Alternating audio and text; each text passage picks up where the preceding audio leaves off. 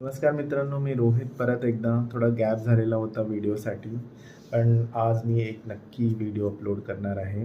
तुम्हाला ना एक गंमत दाखवायची आहे, पण त्या अगोदर माझ्या एका लास्ट व्हिडिओकडे न्यायचं आहे, ज्यामध्ये मी कसं आमच्या इंग्रजी शिक्षिकेच्या एका वाक्याने मला एक मदत भेटली होती, की मी माझा शब्दकोश वाढवावा, व्होकॅब्युलरी वाढवावी.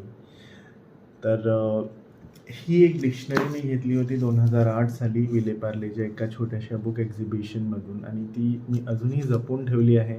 कारण मी आत्तासुद्धा काही गोष्टीचा अर्थ जर मला कळला नाही, तर मी ही डिक्शनरी रेफर करतो.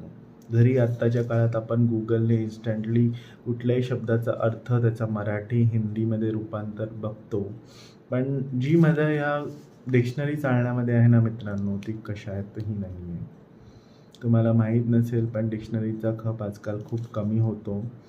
बुक स्टोअरमध्ये स्वतः स्टोअर ओनर बोलतात, की आत्ता जो डिक्शनरीचा खप होतो, तो पूर्वीसारखा होत नाही. आता खूप सारे रेडिली मटेरियल अवेलेबल आहे online.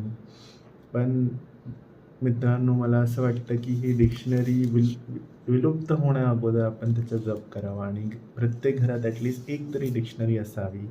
Hindi to English, English to Marathi, जे काही असो, पण डिक्शनरी वापरायचं सोडू नका मित्रांनो.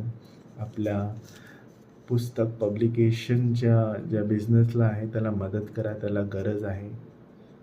डिक्शनरी वाचा आणि तुमचा शब्दकोश वाढवा. धन्यवाद.